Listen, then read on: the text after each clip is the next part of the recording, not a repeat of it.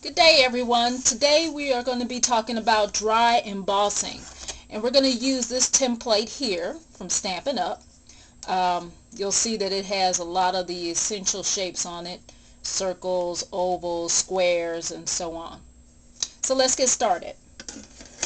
We're going to be using this image from the Seasonal Icon stamp set. This is part of a level 3 hostess set, actually. So I'm going to take the little flower, I'm going to take my StazOn, let's get that open, and I am going to go ahead and ink up some images, like so. I'm not going to do the whole thing because I already have a finished sample for you. Now, I was trying to find a color combination that I would like for this background, and what I ended up doing is using my color wheel. And you'll see I came over here and I chose Gable Green, and it said Apricot Appeal, Cameo Coral, and Bashful Blue. I actually didn't end up using the Gable Green, but I did end up using these three colors together. So what I did was I took my markers, I'll take the Cameo Coral, and I just colored in my images. And like I said, I already have a sample, so we're not going to color in the whole thing. But coloring it, going around in circles is important so you don't get those lines. Alright? So once I had my image all colored in, and I randomly colored in, some of the flowers, the cameo, some the apricot, and some of the bashful blue.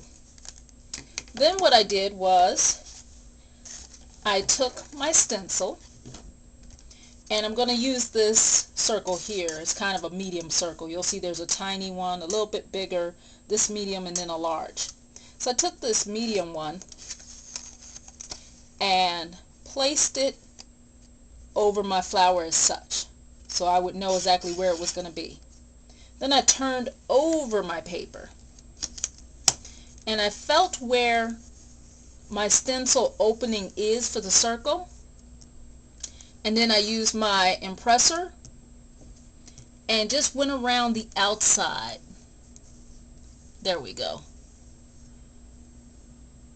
Okay, so I went around the outside here, and I'm not sure if you can see this on camera, but it's going to make an indentation here.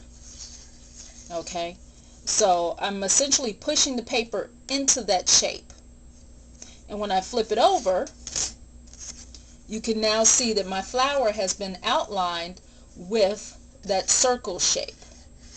So it gives it a little different look. Instead of just being perfectly flat, you get a little more, I guess it dresses it up just a little bit. It gives it a little bit of pop. Now, what else I did on this sample was I used my crocodile here, and you can actually dry emboss with it as well. So I have mine set right now to the larger brads. And what I did was, I'm going to turn upside down. You should have your prong piece on the opposite side. So I just put it randomly on the paper and squares. Actually, wrong way, sorry. You need the pointy part up in order to make the paper come up. So if I do that again and squeeze, you'll see that it makes a little bubble in the paper. So I also added that to my image in order to make a little bit of variety. And let me show you my finished sample. I'll move this over. So this is what I ended up with here. So you can see my flowers, and you can see them in the apricot, bashful blue, and the cameo coral.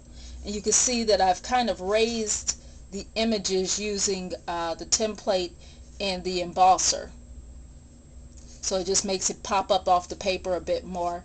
And then you can see the little bumps that I've made with the crocodile. Then I finished it off with a little bit of the black and white gingham ribbon. The butterfly is from The Flight of the Butterfly, which is a brand new set as well.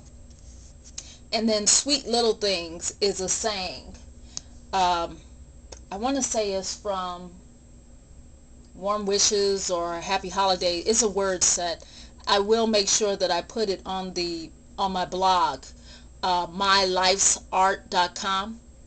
I'll make sure that I list the name of that stamp set there so that you can have the reference.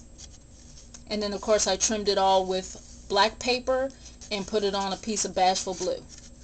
So makes a cute little card for maybe a new baby. Okay, so that's it for today. That'll be our card. Hope you enjoyed this. Take care.